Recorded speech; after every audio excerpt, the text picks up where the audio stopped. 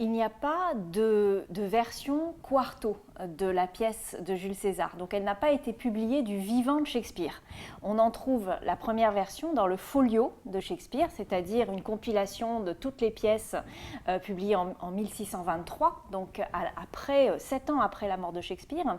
On pense que la pièce a été écrite et jouée en 1599 au Théâtre du Globe à Londres. La pièce s'intitule Jules César, mais en effet, César n'est pas, on va dire, il est seulement un des personnages principaux. C'est une pièce que l'on peut considérer comme chorale, où on peut considérer qu'il y a 4 personnages principaux, qui sont Brutus, César, Antoine, Marc-Antoine, et Cassius. Brutus et Cassius vont être les conspirateurs, les sénateurs qui vont conspirer pour assassiner César, qu'ils considèrent comme un tyran. Et bon, César n'est pas totalement vu comme un tyran dans la pièce. On insiste beaucoup sur sa vulnérabilité, sur son humanité. On nous dit on insiste sur son épilepsie, sur le fait qu'il est sourd d'une oreille. Donc voilà, on insiste sur le fait qu'il est un homme, que ce n'est pas forcément le tyran qui va qui va mettre Rome sous son joug. Pas forcément. En fait, quand on s'intéresse de près à la pièce, on voit que Shakespeare ne prend pas vraiment parti. Il ne nous dit pas « soyons à fond pour les conspirateurs » ou « soyons à fond pour César », qui va être ensuite défendu par Marc-Antoine, qui va s'opposer aux conspirateurs et qui va précipiter Rome et l'Italie dans une guerre civile, qui va opposer d'un côté Marc-Antoine et Lepidus et également Octave, qui deviendra Auguste par la suite. Tous les trois vont s'opposer à Cassius et Brutus et vont finalement essayer de venger la mort de César. Donc on est devant une pièce chorale et qui s'appelle Jules César, mais on pense, alors ce sont des hypothèses, mais on pense qu'il y aurait pu avoir 2 pièces qui ont été finalement concentrées en une pièce qui aurait été concentrée sur le meurtre de César et une autre sur la vengeance de César. Et c'est vrai que quand on voit la pièce, il s'agit presque d'un diptyque qui analyse d'abord tout ce qui va mener vers l'assassinat de César et ensuite on va s'intéresser aux suites, aux conséquences de cette mort et notamment à la guerre civile entre d'un côté Antoine et Octave et de l'autre Brutus Cassius. Je vous lance un défi et je le lance à vos visages de traîtres. Si vous osez combattre aujourd'hui, venez donc dans la plaine, si tant est que vous en ayez l'estomac. Allez, Marc-Antoine, partons. Ya! Maintenant, souffle le vent. Fâche-toi, fleuve, et vogue la barque. Dans la tradition de la représentation, on sait que du temps de Shakespeare, cela devait être Brutus, le héros. Quand même. Pourquoi? Parce qu'on sait que Brutus était joué par l'acteur fétiche de Shakespeare, son héros à l'époque, celui qui jouait les personnages principaux à l'époque, Richard Burbage. Richard Burbage jouait également le rôle de Hamlet, une pièce qui a été jouée peu après Jules César, toujours au Théâtre du Globe. Et il se trouve que dans Hamlet, il y a une référence intertextuelle à Jules César. Le personnage de Polonius, qui sera au milieu de la pièce tué par Hamlet, dit à un moment, donc avant son meurtre, j'avais l'habitude de jouer du théâtre dans ma jeunesse et je jouais d'ailleurs César et Brutus me tuait. Et donc on voit très bien que dans Hamlet, on préfigure la mort de Polonius en nous rappelant ce qui s'est déjà produit au Théâtre du Globe, c'est-à-dire l'acteur qui jouait Polonius devait jouer César et il était effectivement tué par l'acteur qui jouait Brutus et qui jouera ensuite Hamlet, Richard Burbage. Donc, si Brutus était plutôt le héros de la pièce au temps de Shakespeare, il l'est resté. de la Restauration jusqu'au XIXe siècle, des acteurs-producteurs comme Thomas Betterton jusqu'à John Philip Campbell, eh bien c'est Brutus qui reste le héros tragique de la pièce, celui qui est dans les affres, les tourments de savoir s'il doit participer au complot contre César ou pas. Cela doit être par sa mort. Même si personnellement je n'ai aucun motif de le frapper. Il veut avoir la couronne. Jusqu'à quel point cela changerait-il sa nature? Telle est la question. Le serpent sort uniquement à l'éclat du jour et nous convie à une marche prudente. Aux États-Unis, la pièce Jules César a toujours été importante parce que, étant donné l'histoire des États-Unis qui s'est bâtie sur une révolution contre les Anglais, Jules César a été vu comme une pièce qui met l'accent sur la révolution contre les tyrans. Et Brutus a toujours été vu comme le héros de la pièce aux États-Unis, et surtout au XIXe siècle, quand les frères Booth présentaient la pièce, c'était Brutus le héros. Et Antoine ne l'était pas. Et quand est-ce qu'on assiste à un basculement, un changement de héros? Eh bien, c'est à la toute fin du XIXe siècle. Une compagnie allemande, une troupe allemande vient jouer à Londres Jules César en allemand.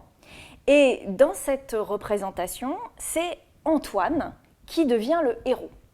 Et un grand acteur-producteur de l'époque en Angleterre, qui s'appelle Herbert Babintree, assiste à cette représentation et il est fasciné. Et il est convaincu que c'est Antoine qui devrait être le héros, parce qu'il arrive à convaincre la foule, il est dans l'action, il n'est pas dans le doute. Quel meilleur rôle, en fait, pour un grand acteur que celui d'Antoine. Oh, mes maîtres, si j'étais disposé à exciter vos cœurs et vos esprits à la révolte et à la fureur, je ferais tort à Brutus et à Cassius également, qui, comme vous le savez, sont des hommes honorables. Et je ne veux pas leur faire tort. J'aimerais mieux faire tort aux morts, ou me faire tort à moi ou à vous, que d'oser faire tort à des Romains si honorables. Et à partir du 19e, toute fin du 19e siècle, début du 20e, c'est Antoine qui va être considéré comme le héros, notamment parce qu'à ce moment-là, on va commencer à jouer Jules César comme la première pièce d'un diptyque avec Antoine et Cléopâtre.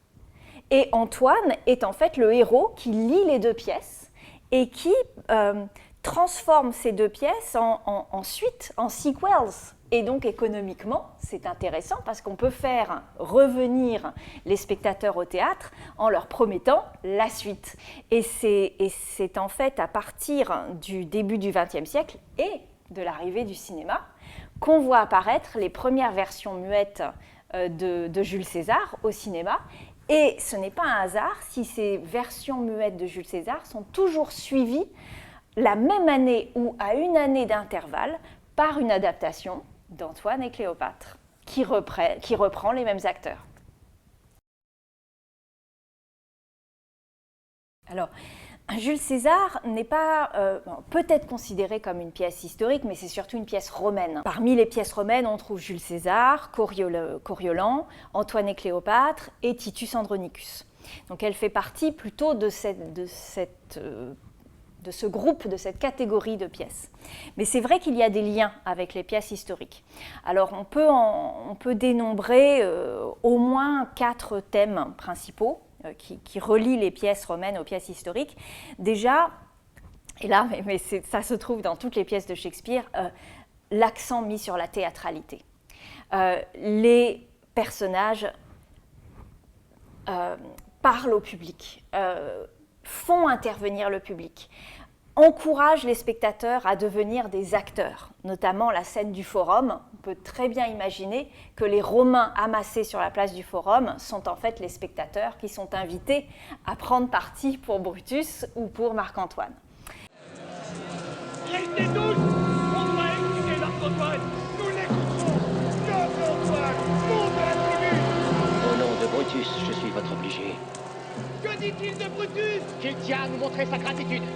et que pour l'amour de Brutus, il se sent notre obligé. J'aurais bien de pas dire du mal de Brutus, que César était un tyran. C'est certain. Nous sommes heureux que Rome en soit débarrassée. Mais généreux Romain. Silence, écoutons-le. Écoutez-moi, noble Romain. Mes amis, compatriotes, prêtez-moi l'oreille. Je ne viens pas louer César, je viens l'enterrer. Après la mort de Jules César, les conspirateurs mettent l'accent sur la théâtralité quand ils disent que ce moment est si important qu'il devra être rejoué à divers moments dans le temps et dans diverses cultures.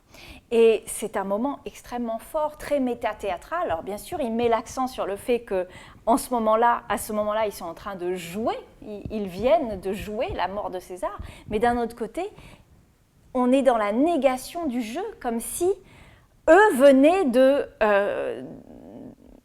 vivre ce moment réellement et qu'ils pensaient que d'autres le joueront, mais que eux ne le jouent pas, eux le vivent.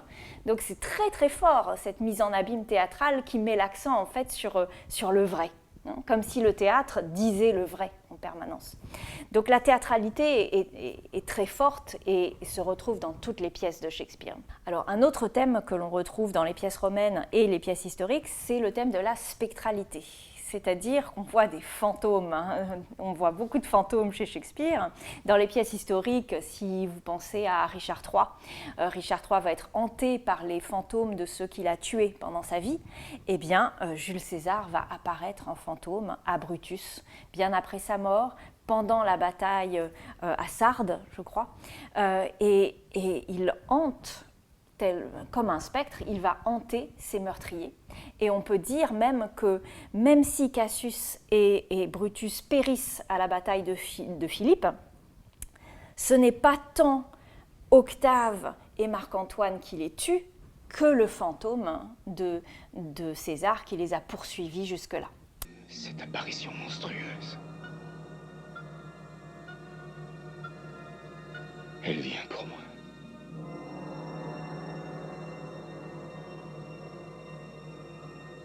Es-tu quelque chose? Une espèce de dieu? Une espèce d'ange? Ou bien un démon puissant qui me fait dresser les cheveux et me glace le sang?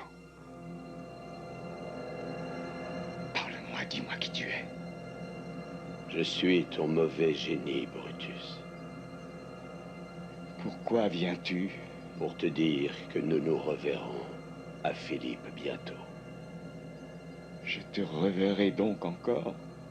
Oui, à Philippe bientôt. Un dernier thème que l'on peut citer entre les pièces romaines et les pièces historiques, c'est le thème de la prophétie. Très souvent, dans une pièce historique, on annonce la tragédie, on annonce ce qui va se produire. Et dans Jules César, bien sûr, un voyant va annoncer à César qu'il se passera quelque chose de tragique aux Ides de Mars et qu'il devra faire attention.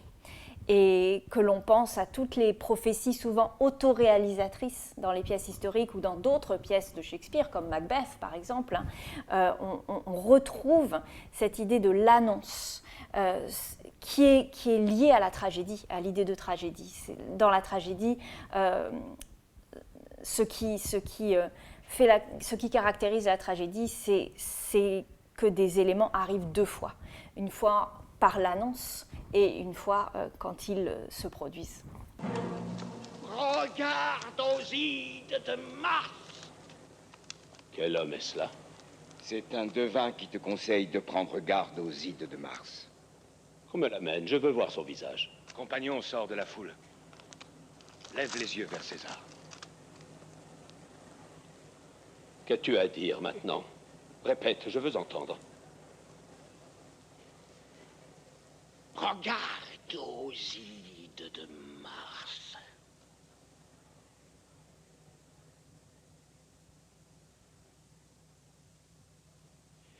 Ce n'est qu'un doux rêveur.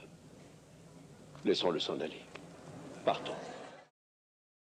Pour écrire Jules César, Shakespeare va s'inspirer des vies de Plutarque qui sont traduites en 1579 par Thomas North en Angleterre. Donc, les vies de Plutarque, qui donc racontent les vies des généraux romains, sont accessibles pour Shakespeare parce qu'il les a en traduction en anglais. Et il va s'inspirer vraiment énormément de ces textes de Plutarque, mais il va un petit peu les adapter. Et il va mélanger le paganisme des Romains avec le christianisme de l'Angleterre élisabéthaine. Par exemple, un simple exemple, Jules César, chez Plutarque, est poignardé 23 fois.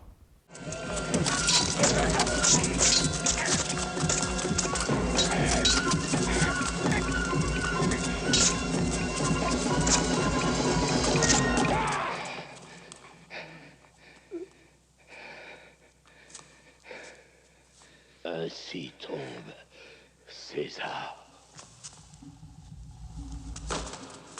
Shakespeare change ce nombre de coups de poignard en 33 coups de poignard, qui représentent l'âge du Christ.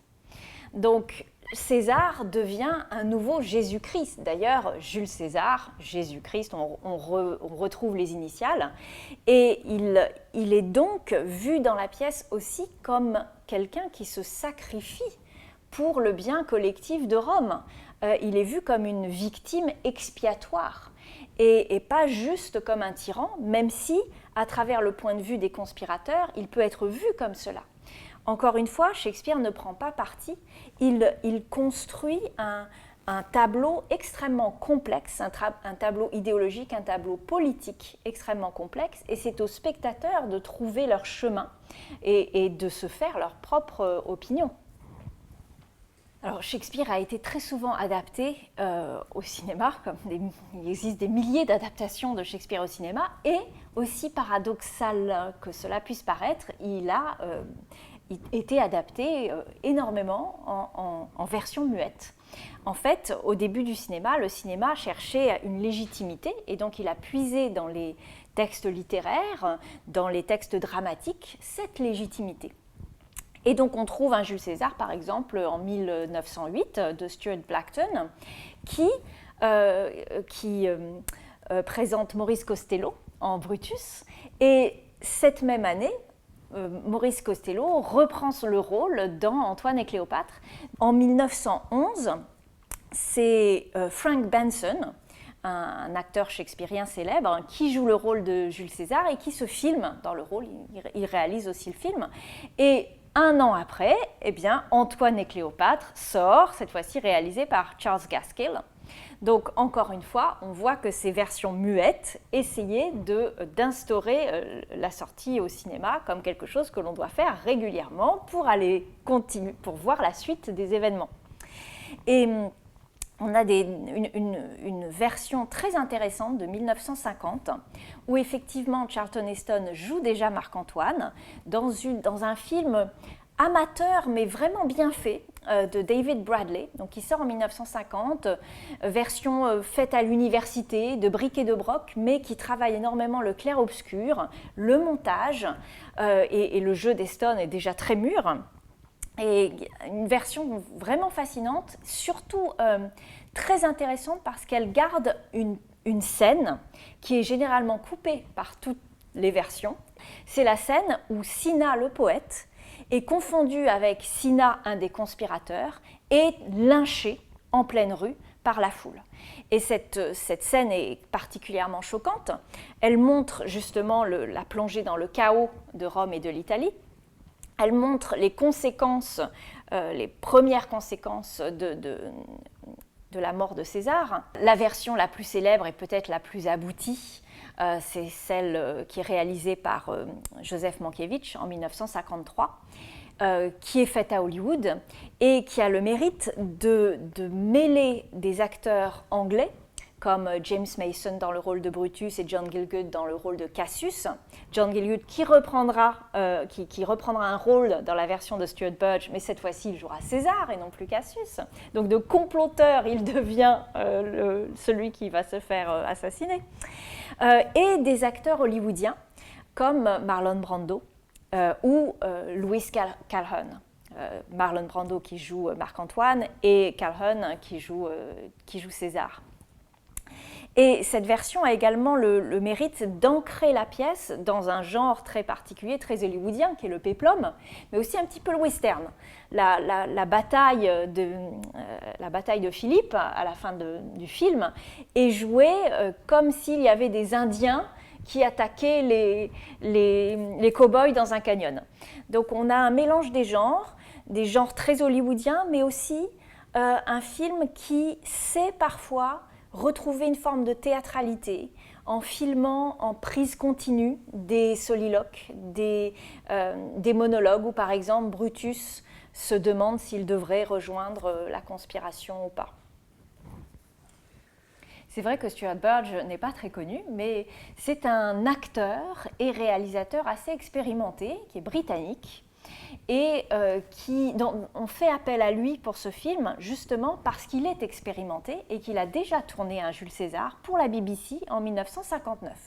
Donc c'est un réalisateur chevronné qui a déjà l'expérience de la pièce et on fait appel à lui pour compenser en fait l'inexpérience du producteur qui est Peter Snell, qui est jeune, qui est canadien et donc ce binôme va représenter la jeunesse et l'expérience. Déjà, on ne peut pas dire que ce film soit un film hollywoodien, puisque le producteur est canadien, le réalisateur est britannique, la distribution est à la fois américaine et britannique, et c'est un film plutôt indépendant, avec un petit budget. Le budget de Jules César n'est pas très élevé. On a l'impression qu'il l'est parce qu'il y a des scènes de bataille assez exceptionnelles, on a l'impression, mais en fait ils sont allés tourner tout cela en Espagne pour un budget qui n'est pas élevé, qui représente 1 600 000 $, ce qui n'est pas énorme pour l'époque. À titre de comparaison, Roman Polanski qui tourne Macbeth en 1971, juste un an après le film, dispose d'un budget de 2 400 000 $. Et Charlton Heston, quand il tournera son Antoine et Cléopâtre, il lèvera des fonds jusqu'à 2 700 000 $. Donc 1,6 million, c'est très peu pour ce type de production. Et vraiment, ce projet n'aurait pas pu voir le jour sans Charlton Heston.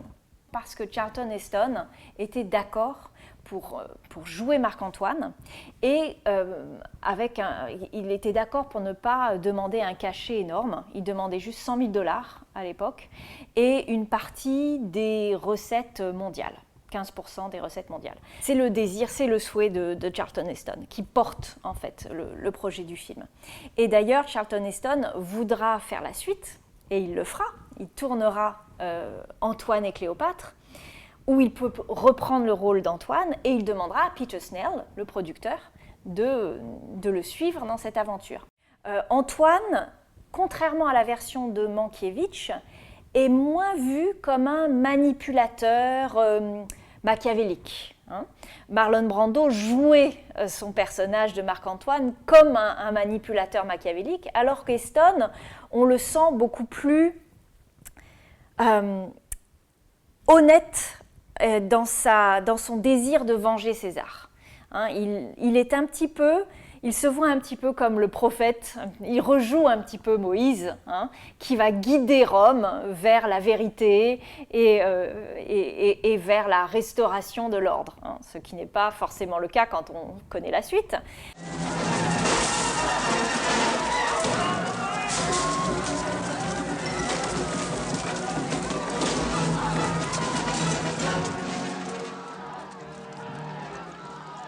Laissons faire les choses.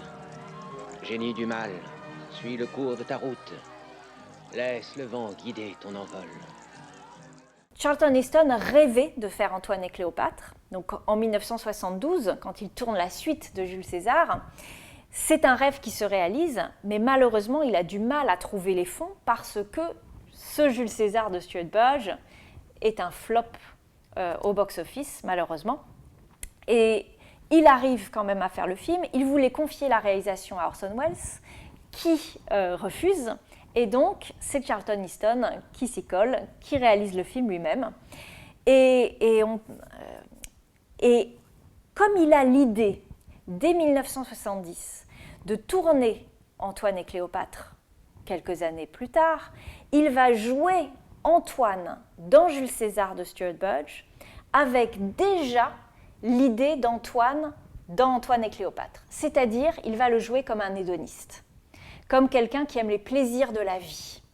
Et ça, on le voit dans la scène de la proscription, the proscription scene, quand après la mort de César, ceux qui veulent venger sa mort, donc Marc-Antoine, Lepidus et Octavius, se réunissent pour dire qui doit mourir, qui doit-on éliminer.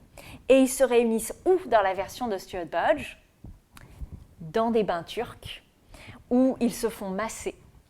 Et Charlton Heston est à l'origine de cette idée de mise en scène, parce qu'il pense déjà à son rôle de 1972, où il reprendra Marc-Antoine, qui aime les plaisirs de la vie, l'amour de Cléopâtre et l'Égypte. La presse, à la sortie du film, s'est déchaînée contre l'acteur qui joue Brutus, donc Jason Roberts. Et on dit de lui que son jeu est très pauvre, qu'il est impassible, qu'il ne nous fait ressentir aucune émotion, qu'il n'a l'air de ressentir aucune émotion, qu'il a l'air de déclamer ses vers en les découvrant. Et c'est vrai, quand on lit des propos de Jason Roberts à l'époque, il disait que pour garder la spontanéité du rôle, il ne voulait pas connaître son texte à l'avance, qu'il découvrait les tirades le jour du tournage. Et donc, il y a des explications très concrètes, très pratiques au fait qu'on a l'impression qu'il ne maîtrise pas son texte, parce que c'est une réalité. Et il avait décidé de jouer Brutus comme un homme déjà traumatisé par l'idée d'accepter de tuer César. Et ce traumatisme, selon lui, devait amener le personnage à être comme déjà mort à l'intérieur. Et cela peut expliquer son impassibilité. Mais c'est vrai qu'on a l'impression d'une statue, de voir une statue. Et d'ailleurs, quand on remarque un petit peu la manière dont les acteurs sont coiffés dans le film, on voit qu'ils reproduisent, que les cheveux reproduisent les boucles des statues romaines. Et cela peut être mis en lien avec cette idée de statue impassible. Brutus, je t'observe depuis quelque temps. Je ne trouve plus de traces dans ton regard de cette chaleur, ni même de l'affection que j'y voyais autrefois. Tu te montres assez froid et peu cordial avec l'ami qui t'aime. Dis-moi, Brutus, as-tu déjà regardé ton visage? Non, Cassius, l'œil ne voit de lui que ce qui lui est renvoyé par un objet. J'ai entendu de la bouche de personnes fort respectées à Rome, excepté de l'immortel César, parler de Brutus, et gémissant sous le joug qui opprime notre génération, souhaiter que le noble Brutus fît usage de ses yeux. Dans quel péril désires-tu vraiment m'entraîner, Cassius, en me pressant insidieusement de chercher en moi ce qui n'y est pas? Cette version de Stuart Budge est aussi très originale dans son traitement de la scène du rêve de Calpurnia, la femme de César, qui essaye de l'empêcher d'aller au Capitole parce qu'elle a fait un rêve prémonitoire où elle voit une statue de César qui se met à saigner. Et ce rêve, qui normalement reste une scène verbale, un récit fait par Calpurnia sur scène, devient dans la version de Budge un mélange d'images de flashback et de flash-forward qui est assez avant-gardiste, assez intéressant, en tout cas qui n'apparaît pas dans les autres versions et qui est vraiment digne d'intérêt.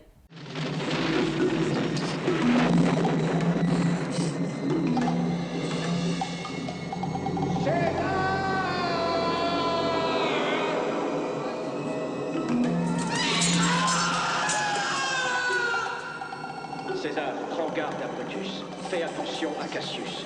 N'approche pas de Casca. Aie l'œil sur Cinna. Ne te fie pas à Trébonius. Observe bien Metellus Saber. Decius Brutus ne t'aime pas. Une seule pensée anime ces hommes. Elle est dirigée contre César.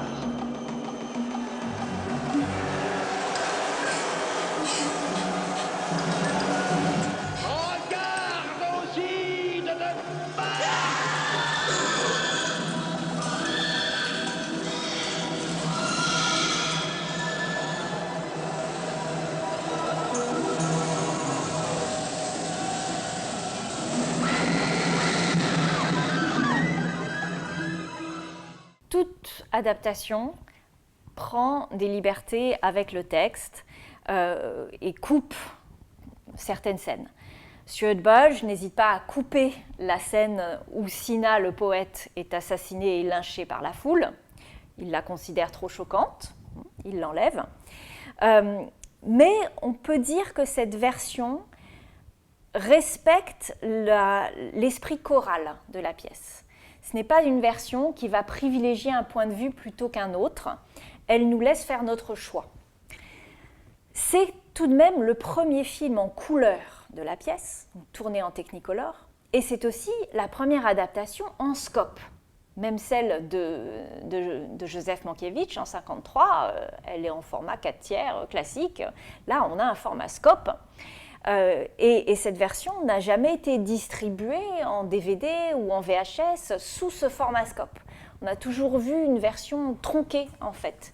Et donc, il est fort intéressant de pouvoir disposer enfin d'une version restaurée et authentique de ce film pour en apprécier toute la valeur et la portée.